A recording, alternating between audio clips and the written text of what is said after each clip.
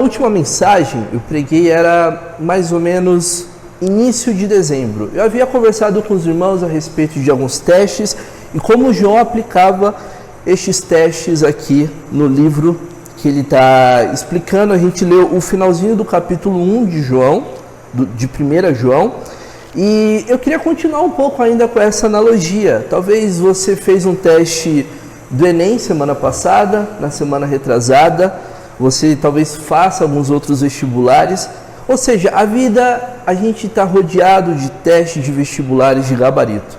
É importante que quando a gente estuda, é muito comum a gente utilizar livros, cadernos e para tomar nota, né? Então a gente escreve aqui, acolá. Eu me lembro que na minha adolescência, na minha juventude, no ensino médio, eu usava cadernos grandes, com capa de carros, com capa de super-heróis, para poder escrever. Eu achava bonito, né? Tinha alguns cadernos que vinham com adesivos, e todos os inícios de semestre eu falava, eu vou ter o melhor caderno da classe.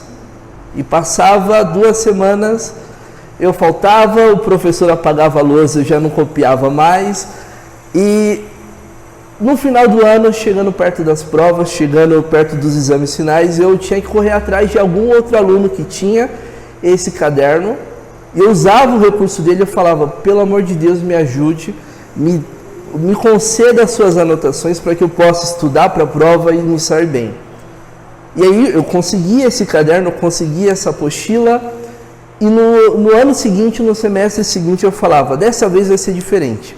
Agora eu vou ter o melhor caderno, eu vou ter a melhor apostila, eu vou fazer do jeito correto. E mais uma vez, eu começava a primeira, segunda semana e tinha um caderno muito bagunçado. A minha esposa sabe disso. E, no entanto, quando a gente percebe isso, a gente entende que ocorre um ciclo vicioso. Então, eu ficava com medo no início do ano, eu me comprometia, só que ao longo do tempo eu deixava para lá, eu não anotava, eu não rabiscava, e aí no final do ano eu tinha sempre o mesmo problema. Isso se tornava um ciclo vicioso, e eu imagino que isso ocorre com muitos crentes a respeito do perdão de Deus. A gente vai estudar no capítulo 2 de 1 João a respeito desse perdão, e essa espiral ocorre com frequência. A gente erra de forma deliberada ou não, a gente pede perdão sabendo da graça de Deus, e então a gente volta a errar no semestre seguinte, na semana seguinte, no mês seguinte, e cada vez mais a gente vai deixando isso para depois. Eu queria talvez tratar com os irmãos que se a gente pensa o perdão de Deus dessa maneira, a gente tem um conceito errado do que é o perdão de Deus.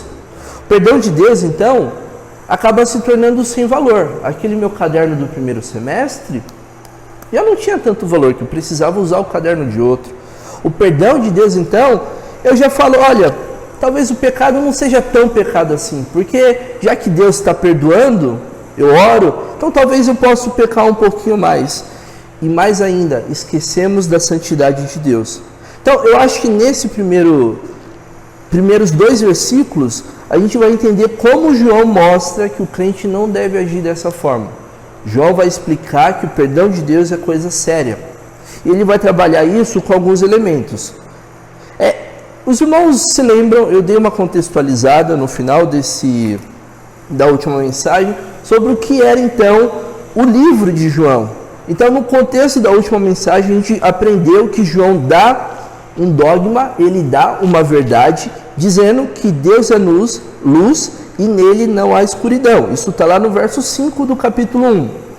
E depois ele começa a trabalhar com testes. Então, o primeiro teste que ele faz é: o seu discurso acompanha a sua conduta? E aí ele vai fazer paralelos dos versos 6, 8 e 10, dizendo: se dissermos tal coisa, se afirmarmos tal coisa, mas... E aí ele usa essa comparação: fazemos tal coisa, o que dissemos não é o que fazemos. Então há um problema. A gente precisa dizer e viver. E por segundo, ele questiona: você reconhece sua natureza pecaminosa? E aqui tem muito mais a ver com a confissão de pecados. Porque quando ele diz, olha, se nós dizemos uma coisa e fazemos outra, afirmamos que Deus não é verdadeiro. Mas se confessarmos os nossos pecados, Ele é fiel e justo. Então Ele vai trabalhar com uma dualidade entre o que dissemos e o que fazemos. Então a gente reconhecer então o nosso pecado e o nosso arrependimento. Sabendo disso, eu achei importante a gente entender o que foi falado na última mensagem, porque o capítulo 2 ele é uma continuação do final do capítulo 1.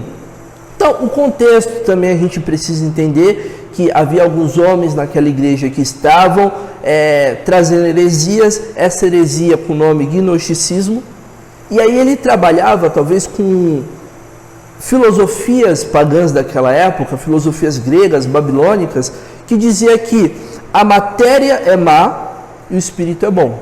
Então João, quando ele escreve tudo o que escreve, quando ele tenta combater aqueles homens maus, ele estava tentando combater esse ponto. Então o docetismo negava a existência de um corpo material de Jesus Cristo e que na verdade seria apenas um espírito, um holograma. Por isso que João vai dizer, olha, nós vimos, tocamos e sentimos, apalpamos, nós contemplamos a Deus. Então, sabendo tudo isso, dado a devida introdução, eu gostaria de convidá-los a ler o capítulo 2, versículos 1 e 2 de 1 João. Eu vou ler na versão NVT. Diz assim a palavra de Deus no capítulo 2. Meus filhinhos, escrevo-lhes estas coisas para que vocês não pequem. Se, contudo, alguém pecar, temos um advogado que defende a nossa causa diante do Pai, Jesus Cristo, aquele que é justo. Ele mesmo é o sacrifício para o perdão dos nossos pecados. E não apenas dos nossos pecados, mas dos pecados de todo mundo. Amém. Vamos encerrar por aqui. Então, esses dois versículos, ele vai nos ajudar, e eu tentei definir como uma verdade central, e eu quero buscar ela. Enquanto eu estudava esse sermão, eu encontrei a verdade central que o Carlos Oswaldo Pinto, no seu livro Foco e Desenvolvimento, diz, que é o seguinte: a confiança que caracteriza a verdadeira comunhão cristã vem da completa obra de redenção realizada por Jesus Cristo. Bonito, né? Eu diria, talvez um pouco mais resumido, o seguinte: o sacrifício de Jesus garante uma vida de santidade e segurança da salvação. Então eu quero mostrar, quero entender com vocês, mais uma vez eu vou repetir: o sacrifício de Jesus garante uma vida de santidade e a segurança da salvação. Então, sabendo disso, eu queria talvez trabalhar com esse meu primeiro ponto, que seria: o cristão produz uma vida de santidade, ou o sacrifício de Cristo garante uma vida de santidade. Vamos entender então o que seria essa vida de santidade. No verso 1, João inicia o capítulo com o termo meus filhinhos. Isso é muito comum, a gente vai perceber nas cartas joaninas, que ele começa a falar filhinhos, amados. Eu me lembro que o meu pai tinha esse hábito de falar, oh meu amado, meu filhinho, ele tinha esse termo carinhoso. E João, quando ele utiliza aqui esse termo filhinhos, e aqui é a primeira vez que ele vai utilizar nessa carta, ele usa o pronome possessivo. Então, talvez o que ele está querendo mostrar aqui, meus filhinhos, é que João, primeiro, ele era uma pessoa de idade avançada, quando escrevia aqui, ele já era um ancião, um presbítero, quando a gente vai descobrir nas cartas 2 e 3, ele já era uma pessoa avançada, e talvez essa linguagem aproximasse os novos cristãos, aquelas pessoas que estavam localizadas na Ásia Menor, para conhecer um pouco mais do que João escrevia. Então, ele não tem muito, a introdução não é como Paulo, que ele fala, Paulo, apóstolo de Cristo, aos cristãos de tal lugar. Aqui não tem. Ele já vai falando, ó, proclamamos a vocês. Mas aqui ele já vai falando uma proximidade que a gente não vê nas cartas paulinas. Meus filhinhos. Então, João era uma pessoa de idade avançada e também demonstra que João tinha responsabilidade espiritual na vida daqueles crentes. A gente pode perceber isso, Paulo utilizando essa mesma linguagem de filiação na fé, para falar também de filhos na fé. Em Tito 1,4, Paulo vai falar, meu filho na fé. Em Timóteo, ele fala, meu filho na fé e filho amado. tanto na primeira quanto na segunda carta. Além disso, na carta a Filemão, ele fala que Onésimo é um filho na fé. Então, demonstra esse termo, meus filhinhos, como algo que acarreta responsabilidade espiritual. Jesus Cristo também utiliza esse termo, meus filhos ou filhos, lá em João 13, quando ele vai falar, olha, haverá um momento que eu não vou estar com vocês. Então, João 13:33, Jesus Cristo também, como líder espiritual, como responsável espiritual pelos discípulos, usa o termo filhinhos ou filhos.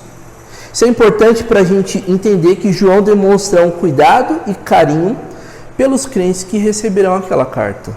João então se preocupa com a vida de cada um deles. E aí João continua escrevendo, e aí ele fala, escrevo estas coisas para que não pequem. Vamos tentar entender a primeira parte dessa frase, escrevo estas coisas. Eu acho que talvez aqui a gente pode entender de uma visão mais macro e depois uma visão micro. Primeiro, a carta como um toda, ele pode ter usado essa referência, escrevo estas coisas. Ela pode servir como um todo para que os crentes não pecassem. Além disso, a gente teria nessa expressão um grande apoio quando a gente discute a doutrina das Escrituras ou a bibliologia. Salmo 119:11 diz, a tua palavra guardei para não pecar contra ti.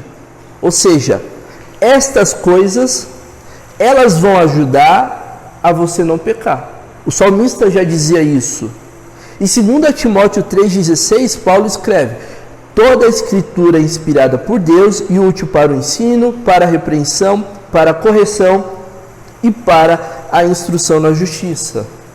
Ou seja, tudo aqui que a gente está percebendo é que a Bíblia, a palavra de Deus, numa visão ampla, ela serve para uma coisa, para que não pequemos.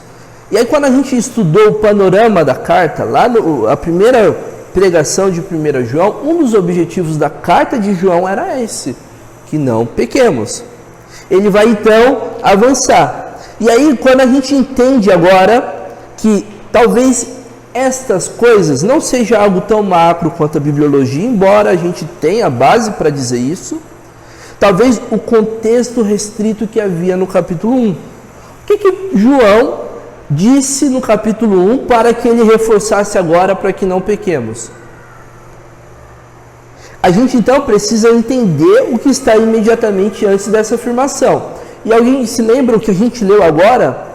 Primeiro, havia confissão de pecados e certeza de perdão.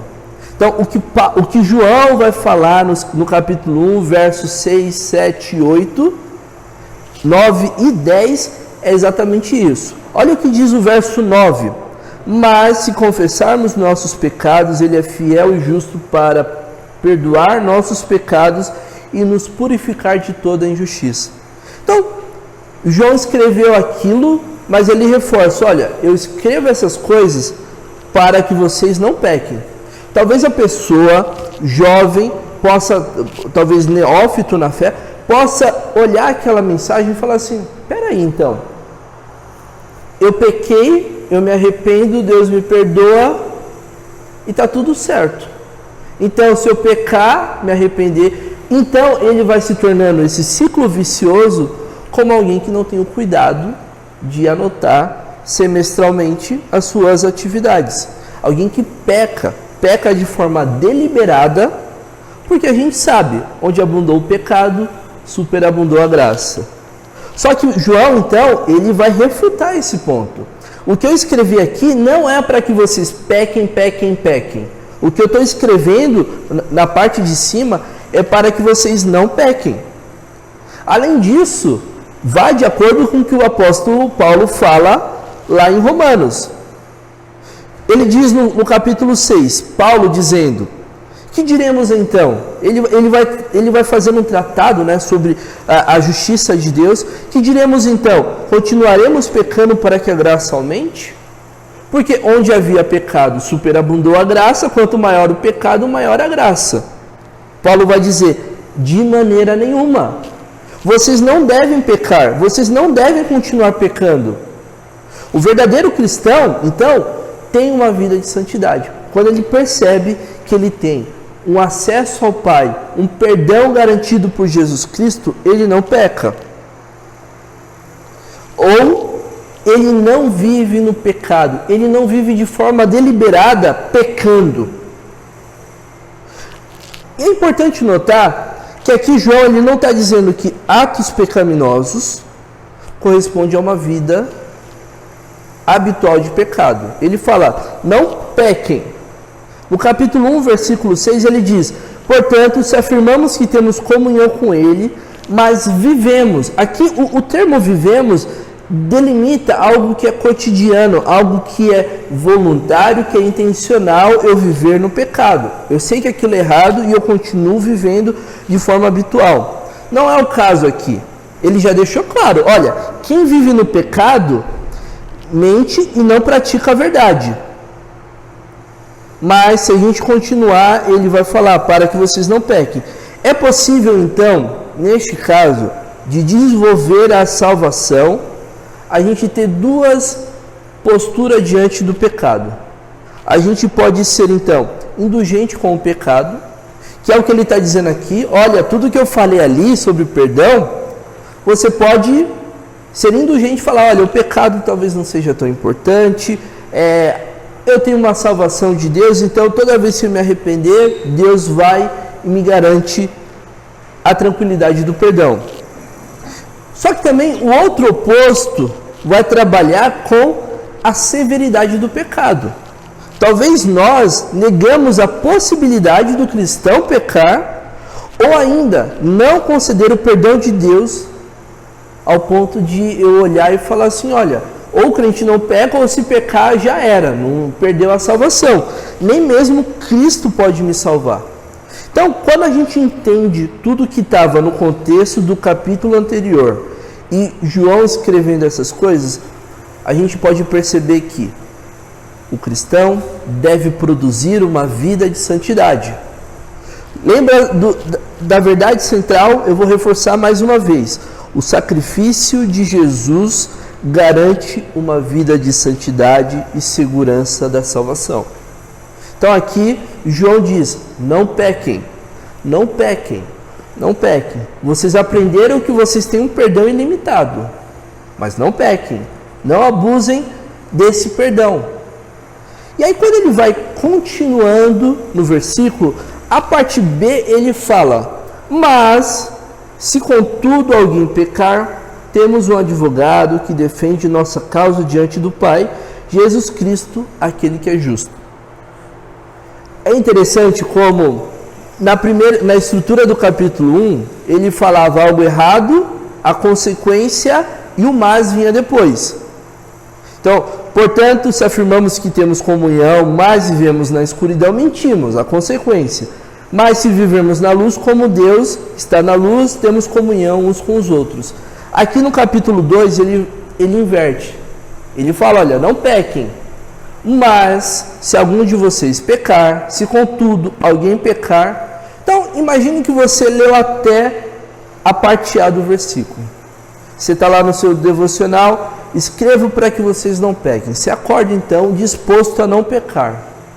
Você vai, pega o seu transporte, vai para o seu trabalho e você fala, eu não vou pecar. Você desvia o olhar das mulheres, você trata bem o seu chefe, o seu colega de trabalho, mas no final do dia você murmura por algum motivo com a sua esposa ou com o seu marido. E agora? Você pecou. O que deve acontecer então?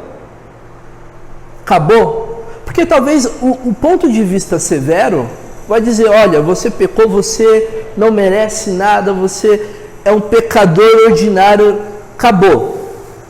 Só que João aqui ele vai trazer uma segurança que se alguém pecar, e é muito interessante que ele não fala se alguém vive pecando, se alguém está habitualmente no pecado, se alguém está vivendo na escuridão. Vocês lembram que a gente separou o que era luz e o que era escuridão? Não. Se contudo alguém pecar, você poderia ficar triste, você poderia talvez ter medo da sua salvação. Afinal, você desobedeceu a Deus, você desobedeceu os mandamentos de Deus. Você sente culpa. E mais do que isso, você pecou, A lei é elevadíssima. O que Tiago diz no capítulo 2, versículo 10? Pois quem obedece a toda a lei, mas tropeça em apenas um ponto, torna-se culpado de quebrá-la inteiramente. Olha, tudo que você fez pelo dia, pela lei, você errou, você pecou. Mais do que isso, o acusador, e aqui eu estou falando do diabo, como diz lá em Apocalipse 12, o acusador dos nossos irmãos que os acusa diante do nosso Deus de noite e diz: olha, tá vendo? O Tiago, o Igor, pecou. Aquele seu servo pecou. E agora, o que você faz? Você então tem essa consciência da culpa e tem alguém acusando você para Deus, dizendo: olha, aquele ali que você salvou está pecando. Que tristeza. Aí então temos a sequência desse trecho. Temos um advogado que defende nossa causa diante do Pai. Aqui João ele vai trabalhando então um termo jurídico que a palavra advogado a gente só vai encontrar nos livros joaninos. Então, no Evangelho de João e na Carta de João. Essa palavra do grego se diz Paracletos. E aí a gente vai ter vários trechos em João 14, 16, 14, 26, 15, 26, 16, 7, dizendo que Deus enviaria um Paracletos, um advogado, um consolador nas versões de vocês.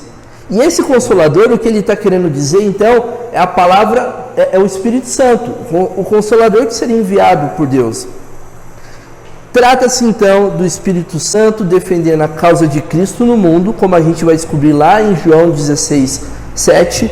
Eu vou até abrir aqui para a gente entender como que Jesus apresenta isso para a gente. Ele diz, João 16, 7, mas na verdade é melhor para vocês que eu vá, pois se eu não for, aí cada versão vai ter a sua, eu vou ler, o Paracletos não virá. Se eu for, eu o enviarei a vocês. Quando ele vier, convencerá o mundo do pecado, da justiça e do juízo. Então, aqui a obra do Espírito Santo está muito clara. Ele convencerá o mundo. Ele, então, defende a causa de Cristo no mundo. E agora João está pegando essa mesma palavrinha, Paracletos, para representar Jesus Cristo diante do Pai. Temos um advogado que defende nossa causa diante do Pai. Então, Jesus Cristo é o nosso conselheiro, o nosso encorajador. Aqui na minha versão, saiu como advogado mesmo, mas aqui embaixo ele deixa claro que é a palavra Paracletos. Pois bem, então imagine-se num tribunal. Deus como juiz, o diabo como promotor de acusação e Jesus Cristo como advogado de defesa. Olha que impressionante como João apresenta esse nosso advogado. Ele não apenas fala que temos um advogado que defende a nossa causa diante do Pai. Ele diz quem é esse advogado. Ele diz Jesus Cristo, aquele que é justo. Ou Jesus Cristo, o justo. Então a gente pode talvez entender esse título justo para Jesus de duas formas. Primeiro, um atributo moral. Jesus Cristo, ele não tem pecado algum. Por ser Deus, ele é completamente justo, ele é honesto, não pode mentir sobre a situação do homem. Nada do que ele faz, nada do que acontece, ele vai desviar para a direita ou para a esquerda. Ele é justo, há um atributo moral aqui. Além disso, a gente pode entender que Jesus Cristo é justo por conta da missão que ele fez aqui na terra. Por conta da posição diante de Deus, porque ele é o único que pode dizer, eu vim para a terra e não pequei. Eu sou justo, por assim dizer. Enquanto Adão representava a humanidade pecadora, Jesus Cristo representa a humanidade que não peca, a humanidade que não pecou. Então ele pode ter esse título justo por conta da sua missão. É o único a dizer, está pago. É o único que tem capacidade de se apresentar diante de um Deus, de um juiz completamente santo e dizer, eu tenho os atributos da justiça também. por ser justo, ele é qualificado para interceder diante de Deus. Imagine cada um de nós aqui. Quem pode chegar diante de Deus? Somente Jesus Cristo, aquele ungido que tinha a sua missão. Então, vejam, irmãos, a gente tem um advogado que não é somente justo por natureza, mas ele também é justo por conta da missão que ele executou. Como seria então essa defesa de Deus para nós pecadores? Já que ele não é mentiroso, ele é justo, será que ele pode chegar como alguns advogados que chegam e falam assim, olha, o meu cliente ele é inocente, sabendo que o cliente é desonesto. Juiz, essas provas são falsas, tudo o que está acontecendo aqui não é verdadeiro. Alguém se lembra de um filme do Jim Carrey chamado O Mentiroso, onde ele é um advogado e o filho dele fala, eu quero que meu pai não minta por um dia. E ele tinha uma agenda cheia de audiências e ele não podia mentir naquele dia. Jesus Cristo, ele não mente nenhum dia. A conduta de Deus, ele vai chegar a conduta desse nosso advogado vai chegar para Deus e não vai mentir. Então sabe o que ele vai dizer? Tá vendo esse réu aqui? Tá vendo Silas? Tá vendo esqueci seu nome. Enfim, tá vendo cada membro dessa igreja? Todos eles são pecadores. O Gustavo, agora eu lembrei. Cada membro dessa igreja é pecador. Nenhum aqui é bom. Nenhum sequer. São todos réus e merecem ser acusados. No entanto, a obra de Deus, o que garante a nossa justiça não é a nossa obra. Ainda bem. Porque se a gente fosse não pecar, irmãos, estaríamos acabados. Pecaríamos todos os dias. Pois então, a obra de Deus, a nossa justiça é baseada na obra de Jesus Cristo. Então ele diz, olha, não se preocupe, Deus, a sua justiça foi atendida. Eu morri, eu paguei o preço dessa condenação e agora eu estou intercedendo por esse crente.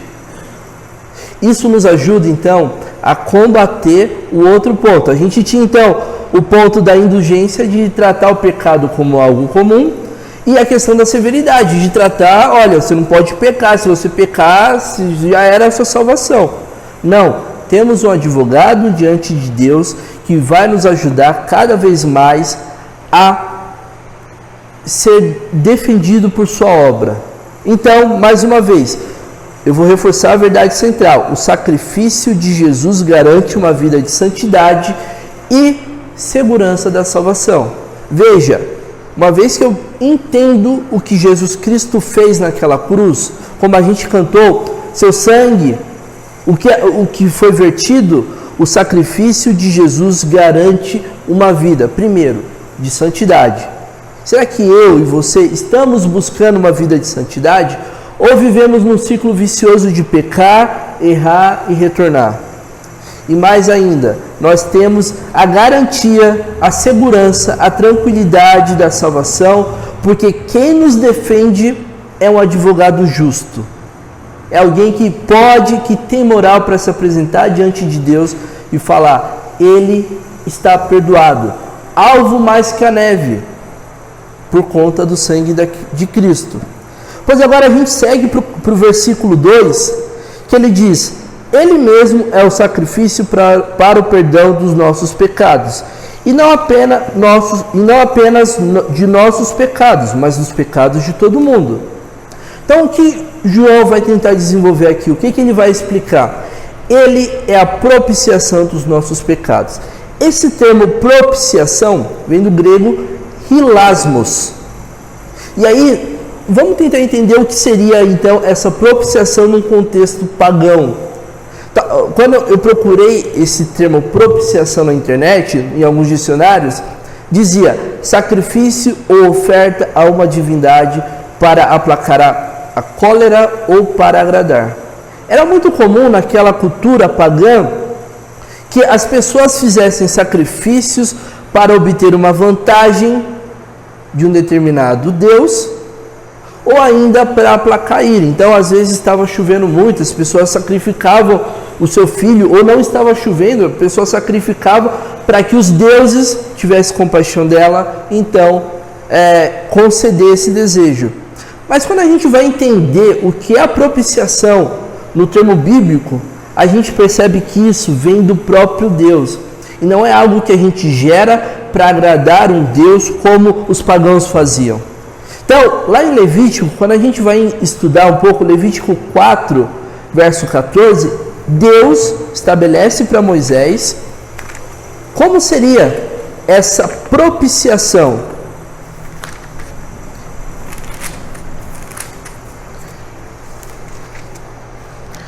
Levítico 4, verso 14.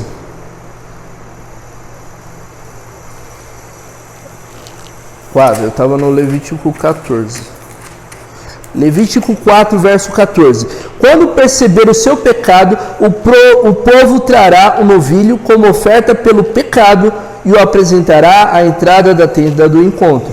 As autoridades da comunidade colocarão as mãos sobre a cabeça do novilho e o matarão diante do Senhor.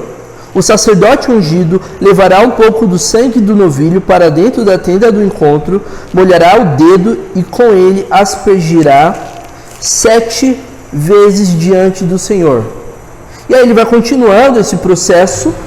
No 20, como se faz com o novilho apresentado como oferta propiciatória, deste modo o sacerdote fará expiação pelo povo e eles serão perdoados. Veja então, Deus estabelece uma regra que, quando o povo pecar, deverá matar o novilho como oferta de expiação do pecado. É importante a gente perceber isso, porque a ira de Deus precisa ser aplacada, irmãos. Nós estávamos debaixo dessa ira. Qual que era o salário do pecado lá em Romanos 6,23? Era a morte. Cada um de nós aqui merecíamos morrer. Então, diante de Deus, nós precisávamos da propiciação. Nós precisávamos de encontrar algo que apaziguasse a ira de Deus. Essa ira que estava sobre nós desde Adão. Então, por um ato de amor, de justiça, a propiciação visa satisfazer a justiça de Deus. Só que mais do que isso, quando a gente vai ver a segunda vez que ela aparece na Epístola de João, lá no capítulo 4, se os irmãos puderem me acompanhar, ele vai falar de novo esse termo propiciação. 4:10 diz o seguinte: é nisto que consiste o amor, não em que tenhamos amado a Deus, mas em que Ele nos amou e enviou o Seu Filho como sacrifício para o perdão de nossos pecados. Se a gente entende o que é a propiciação, como a gente leu em Levítico, Cristo, justo, o Deus fez de forma voluntária e fez de forma suficiente aquele sacrifício para que nós possamos receber de Deus e nos livrar da ira. Em Romanos 5,9 ele vai falar isso, Paulo vai dizer isso, que nós estávamos na ira de Deus. Romanos 5,9, veja o que diz: e uma vez que fomos declarados justos por seu sangue, certamente seremos salvos da ira de Deus por meio dele. Ou seja, a propiciação dos nossos pecados, o sacrifício de Jesus Cristo, nos dá uma tranquilidade de que não estamos debaixo da ira de Deus. Por isso que, lá na nossa verdade central, a gente diz: o sacrifício de Jesus garante uma vida de santidade e segurança de salvação. Porque se não fosse esse sacrifício de Jesus Cristo, não teríamos como alcançar a justiça que Deus exige de cada um de nós. Mas o texto não acaba aqui. O versículo 2 de 1 João não fala que ele é o sacrifício para o perdão de nossos pecados. Ele continua, ele diz: e não apenas dos nossos pecados, mas os pecados de todo mundo. Aqui a gente começa a entender, ou talvez se perguntar: será que João está falando de uma salvação universal? Será que ele está falando que todos os homens, independente da religião, independente do que fizeram em vida, de reconhecerem ou não Jesus Cristo como Senhor, seriam salvos? Porque, veja, e não apenas os nossos pecados, mas o pecado de todo mundo. Será que é disso que João está falando? Será que qualquer criminoso, por mais que não se arrependa, estaria salvo então? Afinal, Jesus Cristo é a propiciação de todos os pecados do mundo. Na verdade, não. E eu vou tentar explicar o que João está querendo dizer aqui com esse termo. Primeiro, quando a gente ouve isso, dizendo que todos serão salvos, que todos os caminhos levam a Deus, né? Ou mais ainda, que Jesus Cristo, que o sacrifício de Jesus Cristo salvará toda a humanidade, isso é uma heresia chamada de universalismo. Veja que João, no Evangelho de João, capítulo 3:36, vai dizer que não existe isso de universalismo, que todos serão salvos. João 3:36 diz: e quem crê no Filho de Deus tem a vida eterna. Quem não obedece ao Filho não tem a vida eterna, mas a ira de Deus permanece sobre ele. Será então que João está se contradizendo? Numa parte ele diz que, olha, quem crê em Deus tem a vida eterna, quem não crê tem a ira de Deus. Enquanto que no outro momento diz que Jesus Cristo morreu por todos os pecados. Como então a gente pode interpretar todos os pecados do mundo? Eu tenho uma sugestão que é o que a igreja, a tradição da igreja entende esse texto, que diz: todo mundo nesse texto não se refere a cada indivíduo da humanidade, mas sim se refere à raça humana como geral. Veja, aqui João não está dizendo que ele vai salvar, que o sacrifício de Jesus Cristo salvou todos os homens, mas que o sacrifício de Jesus Cristo é poderoso para salvar todos os homens. Os homens precisam ter um ato de fé, de arrependimento, mas o sacrifício de Jesus Cristo não precisa ser feito novamente. Refere-se então à salvação da raça humana como um todo. Em outras palavras, o sacrifício de Jesus tem abrangência para salvar o mundo, mas não que ele salvará o mundo como um todo. Por que então João está falando isso? Porque talvez ele está dizendo os pecados de todo mundo. Lembra que que João estava enfrentando os gnósticos naquela igreja? Então, os gnósticos diziam o seguinte: olha, sabe quem vai ser salvo? Ou sabe quem que são os santos de Deus? Somente quem tem um conhecimento elevado. Quem foi um iniciado que está numa posição privilegiada, numa elite espiritual, ele sim tem contato, comunhão com Deus. Todos os outros não.